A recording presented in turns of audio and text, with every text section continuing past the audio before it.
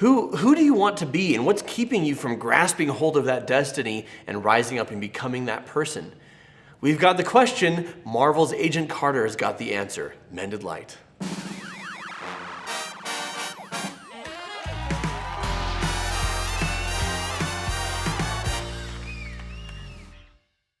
Hello, Light Menders, and welcome to Agent Carter Gets Therapized. We recently sent out a poll to you in our YouTube community saying, what shows would you like me to therapize? And number one at the top of the list was Marvel shows. And I said, yes. And that gives me an excuse to do this for my job, to watch all these shows that I've been wanting to make time to watch. Now I can watch them and I can say to Alicia, I'm like, I'm working, what do you want? So we're gonna do this chronologically in story order, starting with Agent Carter. A lot of you slept on this, I know I did, but wow, what a show. I loved this. So Agent Carter tells the story of Peggy Carter, who fought side by side with Captain America in Captain America the First Avenger during World War II in the 1940s. And the series follows her after he nosedives into the ice, like what happens to Peggy. And it's about her working for the US government as a spy and dealing with sexism and people who don't realize how awesome she is, and working through some things. But we're going to talk today about moving on after grief. If you saw Captain America the First Avenger, like most of the world did, there's a very strong connection between Peggy and Cap, love of each other's life, and then he dies, right? Or at least she thinks he dies and he goes into the ice. So what does she do with her life? How could she possibly move on? We're going to start with something that happens at the end of season 1, where Jarvis, who is Howard Stark's butler and the real life inspiration for Tony Stark's Jarvis, automated system, he takes Captain America's blood that Howard Stark had acquired and was going to use for experimentation and gives it to Peggy, his friend. Howard is giving me this. He is under the impression that the sample of Captain America's blood was lost when he was under Dr. Fenhoff's control. So you are giving me this? I owe Howard Stark a great deal, but he does not own my integrity. I am quite certain there is only one person in the world who knows what to do with this. You. Miss Carter.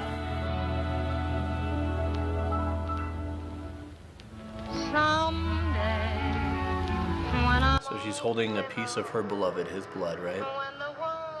And this is at the end of the first season. She's been grieving him.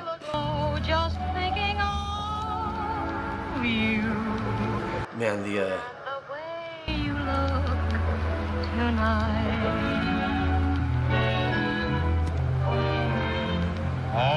but you're lovely, with your smile so warm and your cheeks so soft.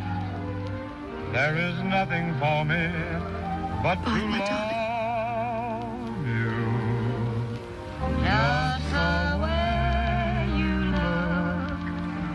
look. The 1940s period wardrobe and production design on the show alone makes it worth the watch. To say nothing of the excellent characters and the writing and the dialogue. But here she's letting him go. When we have suffered a loss due to death, due to a breakup, due to divorce, at some point we must resume our lives. And family and friends may encourage us to get on with it, to rush us to get there, but we know the time that it's going to take. We have to grieve and mourn and then finally let go. And how do you know that you're ready? Well, like with most things in life, you're never 100% ready. That's what makes it a growing experience, right? You take that leap. I'm sure Peggy, when she's pouring this blood out, she still loves Steve. She still misses Steve, but she's recognizing that it's time to move forward. So she does in season 2. Agent Sousa, she goes to Los Angeles. Season 1 takes place in New York City, 1940s, really cool. Again, I just love the look and feel of the show. Season 2, she goes to Los Angeles, and her friend, who she has strong feelings for, he's engaged, and then his fiance breaks off the engagement. How is it?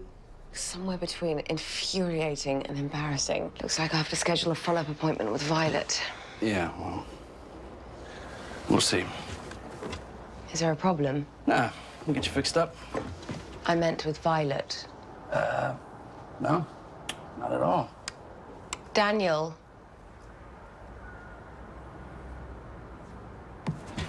Violet, broke off the engagement. What? It's complicated. Who does she think she is that she could do better than you? That's not it. I messed up. Then I'll speak to her. No, Nonsense. I will go on your behalf and enlighten her to the massive blunder that she's about to make. that is not a good idea. Of course it is. I'm very persuasive. Peggy, she broke it off with me because she thinks I'm in love with you.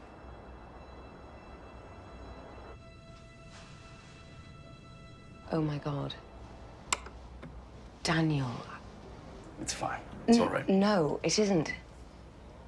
You were happy out here, and then I came and mucked up your whole life. Maybe I was just fooling myself. I'm so sorry. Truly.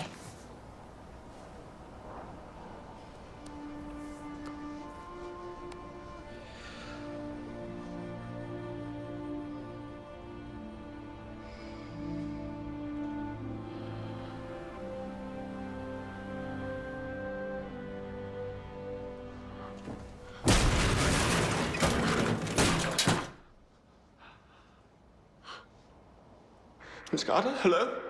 We're just gonna go right into the next scene. There's this other guy, so classic love triangle, right?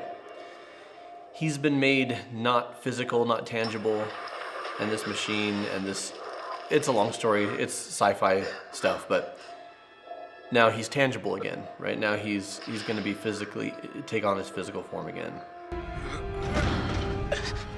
And he's been crushing on Peggy. Peggy was crushing on him before Daniel and his fiance broke up. Now Daniel and his fiance broke up, and this guy doesn't know that. He just knows that he's been waiting to kiss Peggy for a long time, because he kissed her once before.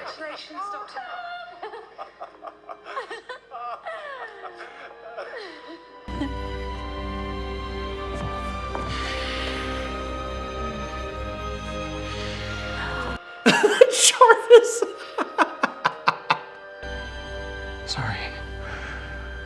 It's been a long time coming. It's quite, it's quite all right.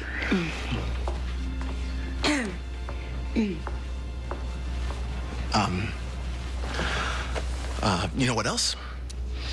What? I am starving. All right, so this may not be specific to your situation. If you've lost somebody and it's time to, and you're trying to move on, where suddenly you've got a couple of different options. But what is true is things can happen when you feel like, oh, I wasn't ready for this, I wasn't expecting this, and now I have to deal. And hopefully you have a ride or die bestie like Jarvis. We'll do a different episode about Peggy and Jarvis's platonic friendship. He's a happily married man, and I just love that she's this gorgeous bombshell woman, and his wife isn't even worried about it because his heart belongs to her. But he loves Peggy as a friend, and we get to this. The Chadwick Ranch is 5 miles beyond the next canyon. Well, I'm very pleased to be entering into this buoyed by Dr. Wilkes' success. Very exciting indeed. Absolutely.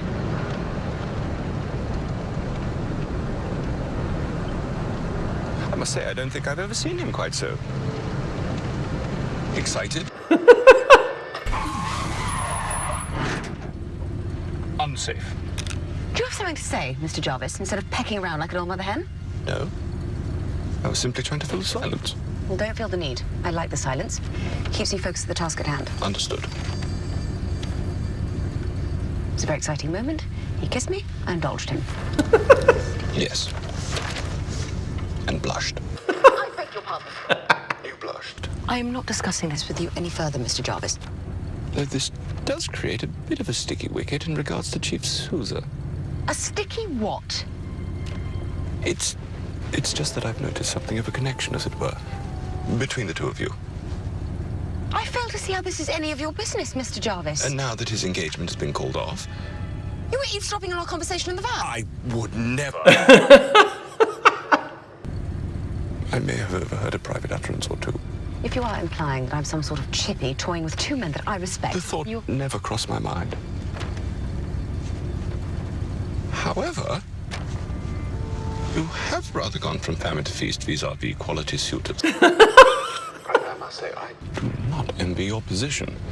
Between Dr. Wilkes' incandescent smile and Chief Sousa's eyes, so warm yet so wide. The writing on this scene is so first rate. I never intended to encourage the affections of two quality suitors, as you say. It simply happened. You underestimate your allure, Miss Carter. I'm not in the least surprised. I am. I don't know what to do.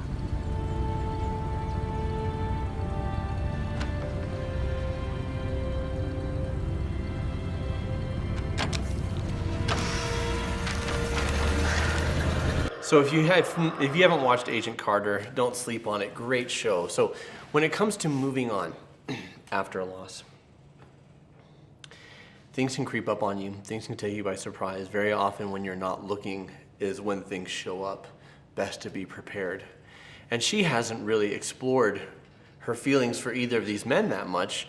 Dr. Wilkes, she has a little bit because she was really into Sousa, but then Sousa was engaged. And because she genuinely cares about him, she wants him to be happy. He's engaged. She wants him to be happily married with someone that he's happy with. And that's why she's like, I'm going to go and I'm going to talk to your ex-fiancé on your behalf because it's real love. Because even if it's not with her, she wants him to be happy. And she's attracted to Dr. Wilkes, but suddenly Sousa's back in play. It's all confusing. And what she's got is a ride or die bestie in Jarvis who's just going to speak it like it is. And we see a little bit later, not that she's wrestling with moving forward, because she reached that at the end of season 1. But the simple fact is, there's room in your heart to love a lot of people. For some people, that takes the form of polyamory, right? I'm not a polyamorous, like that's not me. Respect to those who are. I'm definitely a monogamous type person. And sometimes if you've felt like you love somebody and that your heart got broken, you're like, I'll never love again. Like, I'll never feel this again. I couldn't possibly. This was too sacred, too beautiful, too special to me. And then you do. We're wired for companionship. We're wired for connection. And a big part of moving forward is mourning, grieving, and letting go, and then allowing yourself to feel and allowing yourself to say, this doesn't have to replace what I felt for the other person. It is something new. The fact is, our capacity to love romantically, but otherwise, just love in general, is infinite. Our capacity to give compassion and kindness and to have close friendships and relationships with people is infinite and endless. Now, if you want to know how this love triangle resolves, you're going to have to watch Agent Carter. But we move on and we move forward. If you need support with mourning, we've got a course called Moving Through Grief on our membership site. For only $25 a month, you get access to the things that I teach people in therapy, including how to grieve through online video courses. So you can learn more about that in the description. That's the word I'm looking for. So stick around for that. If you have lost a loved one or a romantic partner to death or divorce or a breakup and struggle with moving forward, what did that look like for you? And what has helped you? Let us know in the comments below. What would you like me to therapize? What shows would you like me to therapize on our channel? Let me know in the comments below. Until next time, folks, keep shining because we need your light.